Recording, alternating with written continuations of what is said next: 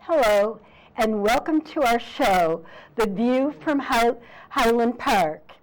I'm Suzanne Conman of Conman's Roundtable, and my co-host today and always of The View is Joyce Bernstein with 30 Minutes with Joyce. Joyce, welcome. Hi.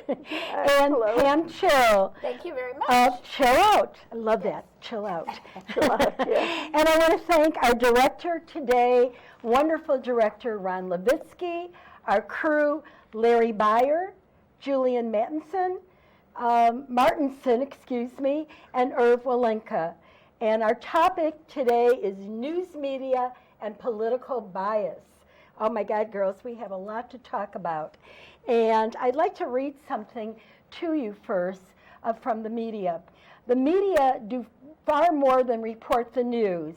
They are full of talking heads, partisans who are busy expressing opinions and commenting on the news. These reactions and responses can contribute to a marketplace of ideas, informed public discussion, and greater understanding of politics. Often, however, they result in conflict. Topics are approached too briefly, in too little time. Assertions dominate analysis, and shouting and squabbling drown out thoughts. What is your view, girls, from the news and what's going on today in the media? Do you find that it is a serious act of deception to use the newsroom to provide accurate and reliable information to promote a political agenda? Well, it is a very interesting topic, and I'm finding there's more commentary on what has actually happened of the news than the actual news. I mean, when I do watch television, which isn't frequently, I'm going from channel to channel and I'm hearing commentary, which is a dissection of other commentary, which is I'm finding it nauseum. It's just way too much commentary that to me seems very biased. Yes, what do you think, Joy? Well, I think no matter, it depends what station you're on. Every station has different opinions. They say different things. It's hard to know who to believe.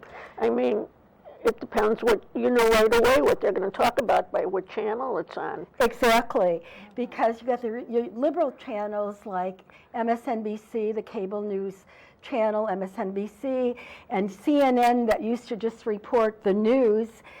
In fact, CNN International is more reporting of news, because when I travel abroad, I do turn on CNN International, which is completely different than CNN from what we're getting in the States, which is very biased. And then we got Fox News that's a conservative news station, which is the only conservative news station, by the way, is Fox, where the other ones have a lot more liberal news reporting than Fox. And then, of course, you get the conservative point of view on Fox, and it's their opinion. So it's kind of hard to know who to believe. And how do you know who to believe? How does one know when they're hearing one station and they're saying, Trump is to blame, and then the other one, you hear the media is to blame with fake news. And you hear this fake news all the time. And so now the public thinks that all news is fake. Yeah. I think we have a little something, Joyce, if you wanted to mention or, touch on the subject of fake news. What is fake news? Yeah. Well, first of all, conservative outlets criticize fact-checking of conservatives' content as a perceived liberal attempt to control discourse. Fake news sharing is less common than perceived, and actual consumption of fake news is limited. But older, more conservative people are more likely to share fake news. Analysis shows that deliberate use of fake news is primarily associated with hard right, and the conservative media bubble is more vulnerable to the spread of fake stories. I mean, you don't even know what to watch. Everything is a different perspective. What about the regular channels, not the cable ones? Are they as much to blame, like 257?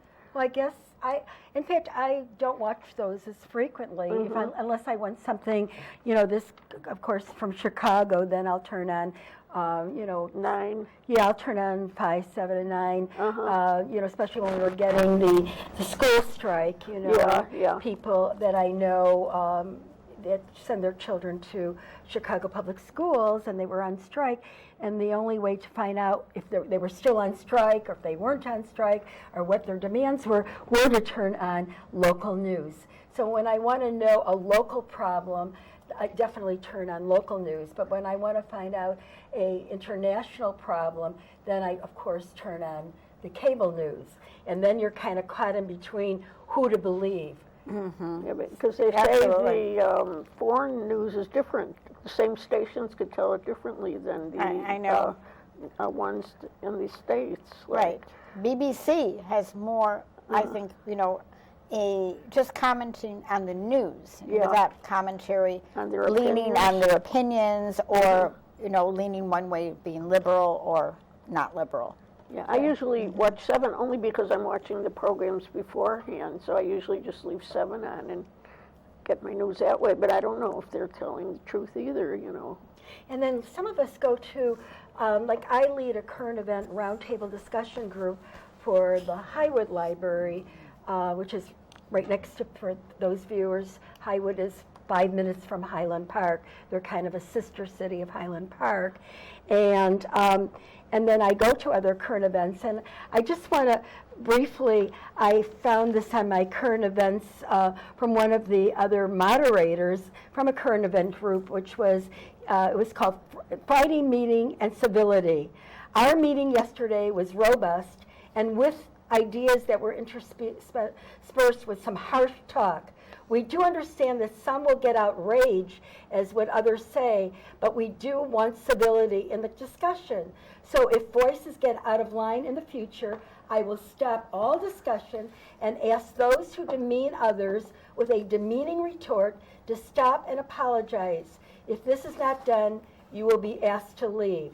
What do you think about that? And I know I've had, even in my own current events, people had gotten a little, somewhat out of hand, and one of our members, she stood up and said, you know, Suzanne does a lot of hard work, she does a lot of research, she doesn't get paid for it, she's a volunteer, and please don't take all your views out on her.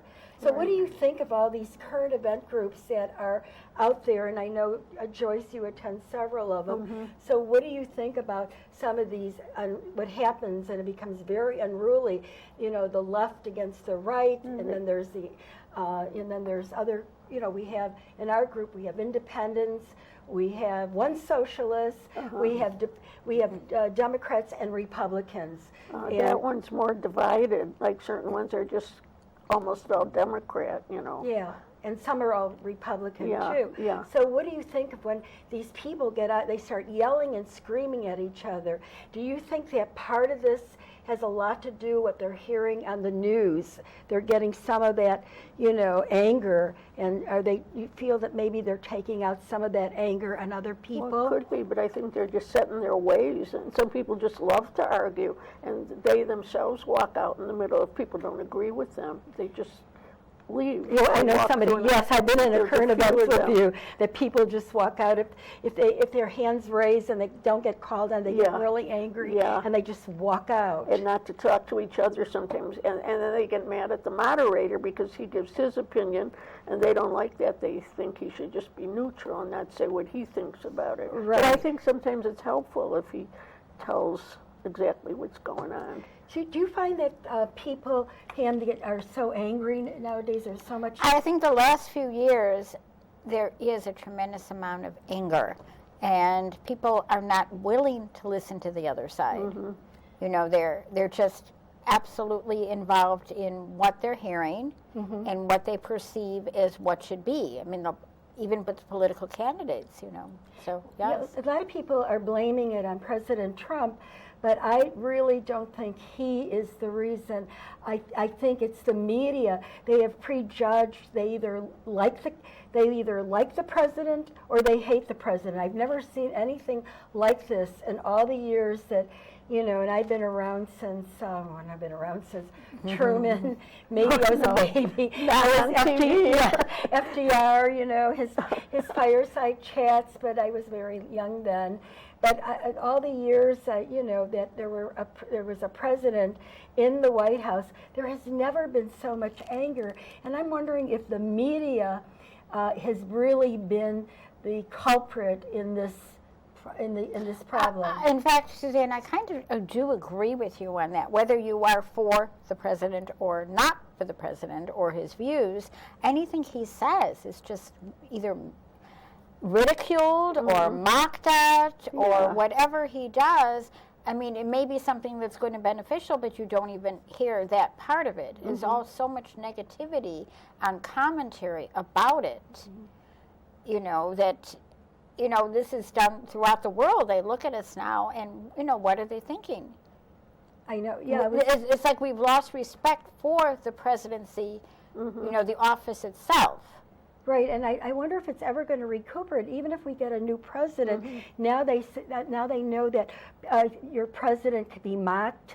He could be put down. He could, you know, there was one actress. What was she? A comic. She was a comedian, and she had something that she had used a rope around his neck. Kathy Griffin, yeah, right, yes. Yeah. But it did hurt her career for a long time, for a few years. Now, she was just trying to resurface herself, and she was extremely apologetic about what had happened.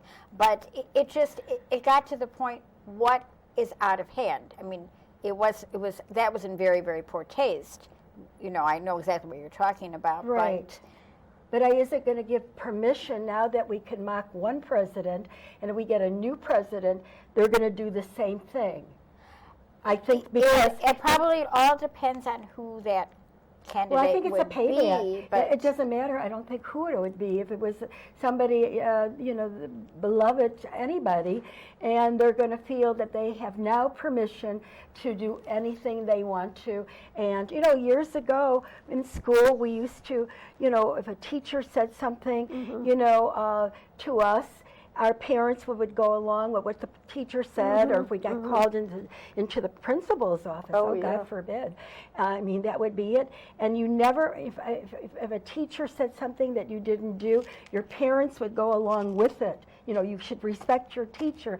Nowadays, parents go into the school and tell the teachers what to say and what to do and what not to do. There's no respect for authority anymore. I know when I was in grammar school, the teachers would hit us with a ruler. Well, you couldn't do that now. Are you kidding? I mean, right. Yeah, God forbid. I mean, even the parents aren't allowed to hit their children anymore. Right, and we all had to, you know. Yeah, and if we chewed gum, we had to stand in the corner with our back to the class. Right. You couldn't chew gum. There was, and your parents would go along with whatever they said. Yeah. And so now we're getting to, in the political scene, I mean, you know, to bring down, I remember when President Obama when he was in the White House, and if, you know, one voted for him, if they didn't vote for him, and I remember even on my show of Commons Roundtable and Current Events, if somebody said anything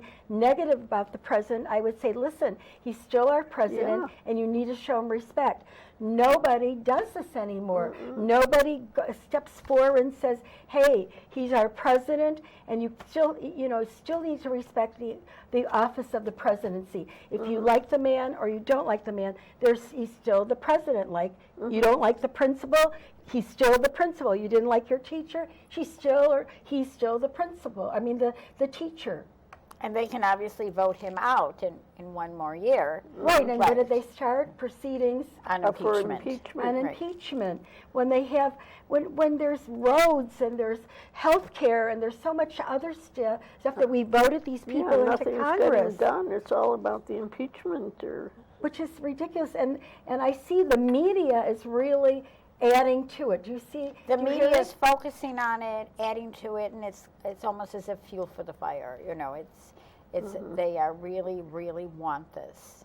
Yeah, now they blame Obama, like for things he did, and Obama blamed Bush, and I mean, it's always the one before that caused all the trouble. Right. Everybody blames the other person. Yeah, the prior one. Instead of taking responsibility, Yeah. you know, that, or if they did something good like the economy, well, it started during the Obama time. And then they say, no, Trump started that, it. yeah. Each one wants to. And if you listen to Fox News, you'll hear that it was, you know, Donald Trump, President Trump, he's put the economy well. Yeah. And if you listen to one of the other news stations, you'll hear just the opposite point of view. So who do you believe, how right, do you- is what you're saying. Yes. Who do you What believe? is factual? It goes back to what is factual, what is non-factual.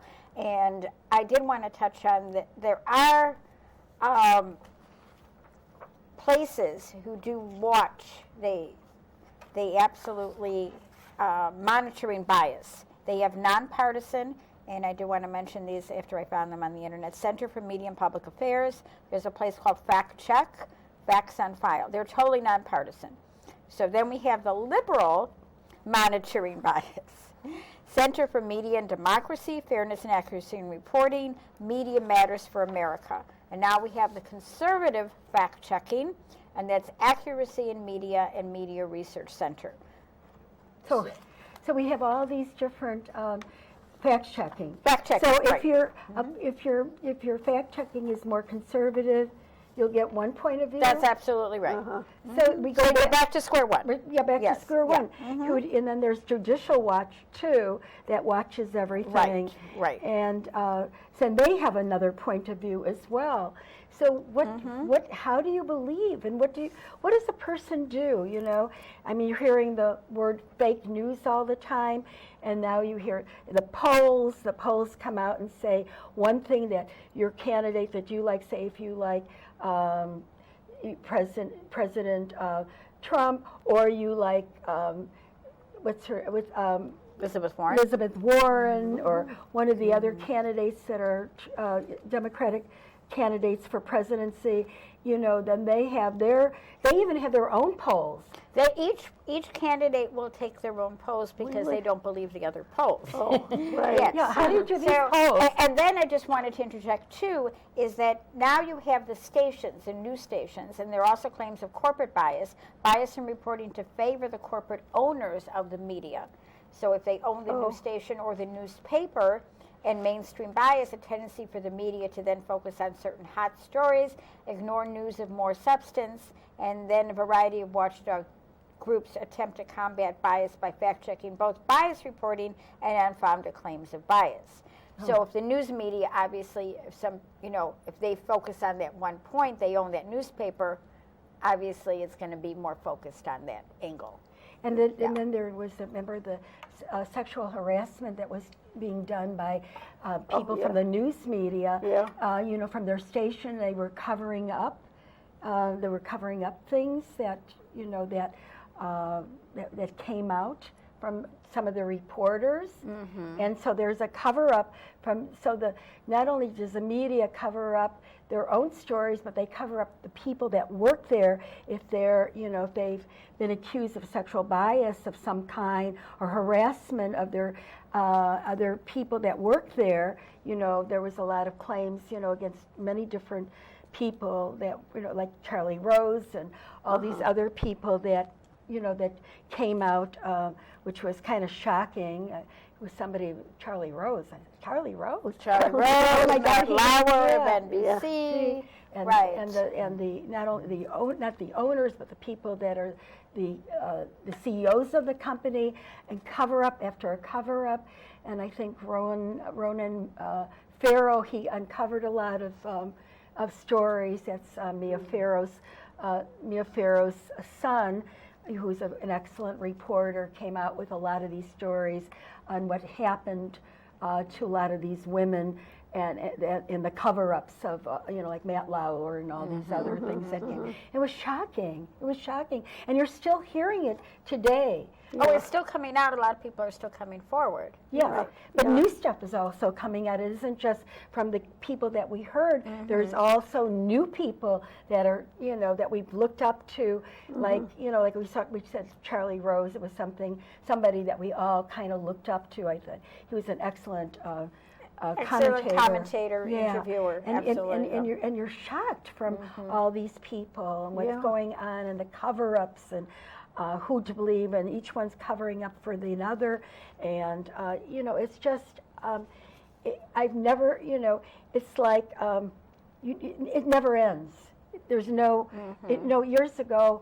When I used to run the current events for the library, I used to think, what am I going to cover? There was very little to cover.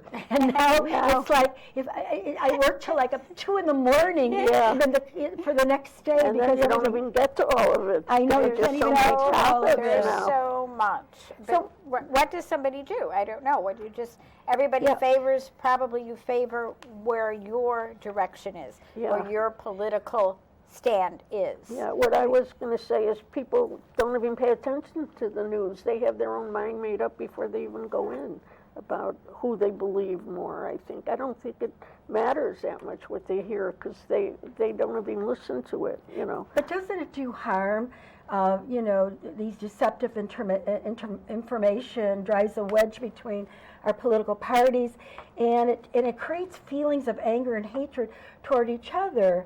So it's really, even in my own household, we have different opinions. Our political opinions are different, and I could see that drives a wedge even in our own house, and in families and brothers, sisters, cousins, and friendships. I recently was with somebody, friends, and and they started screaming, how could you believe that way? And screaming. And, oh my God, it's like it never ends. So what do you do about this? It's like we have a different type of conversion therapy now where people want to, if you were a Democrat, you want to make everybody else, even if you're an independent, they want that person to see your side. Yeah. So this is,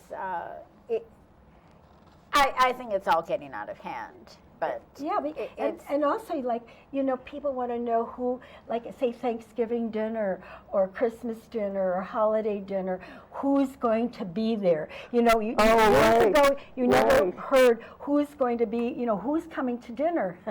Guess who's coming to dinner?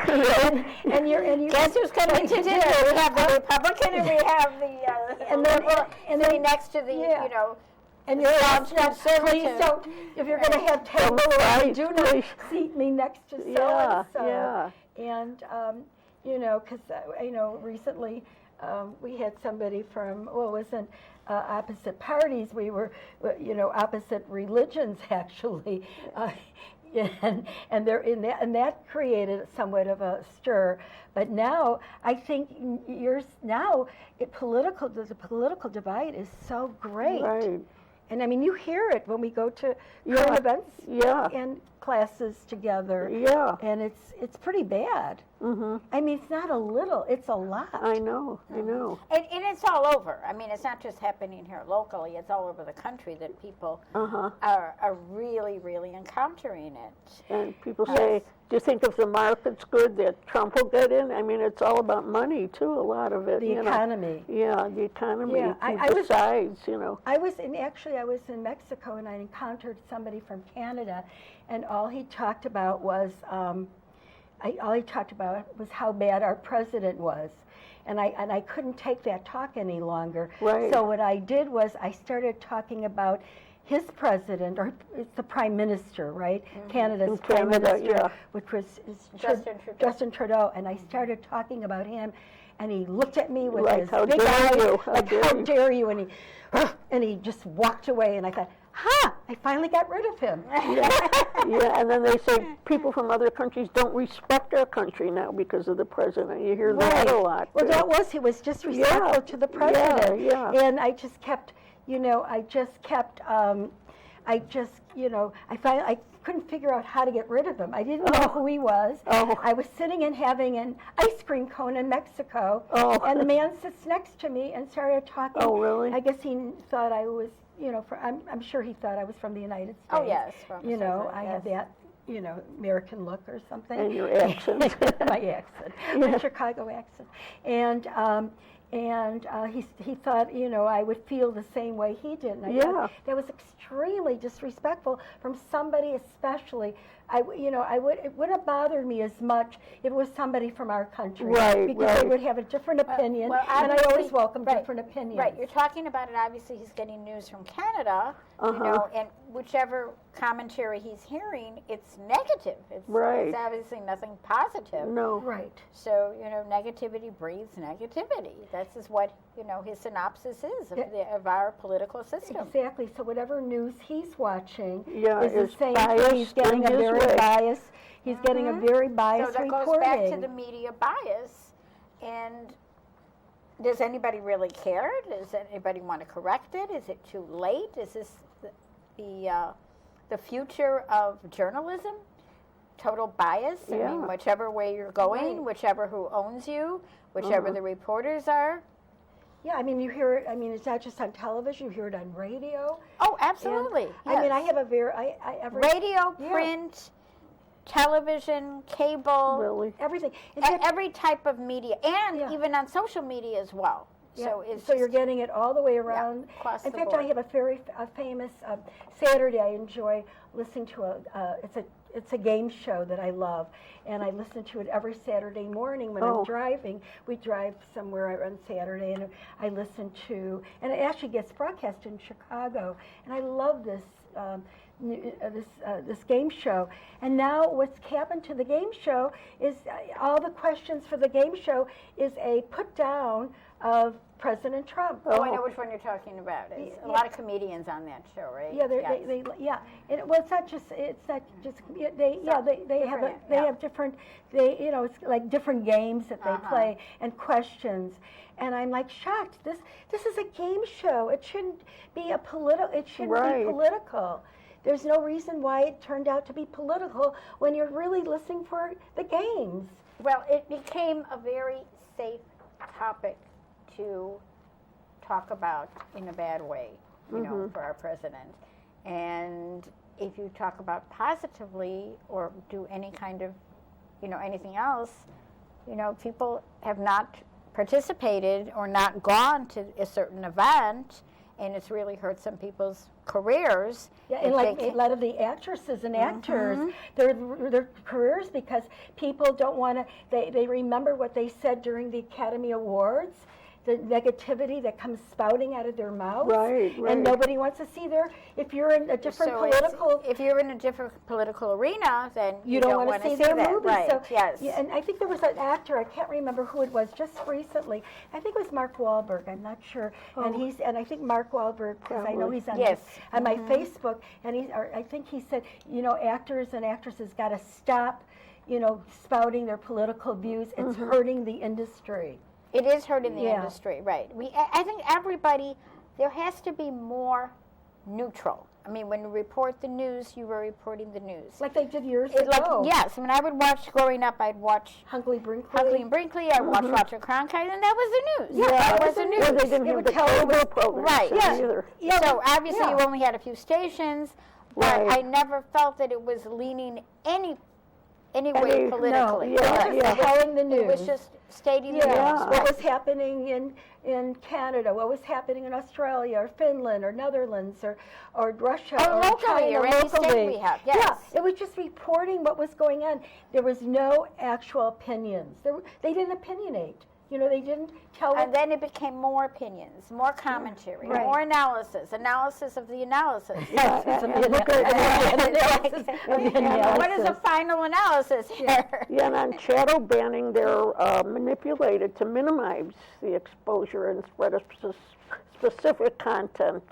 I mean, they're not allowed to say more than they want to. Ladies, I'm getting pointed 1 more minute of the show, and I think this.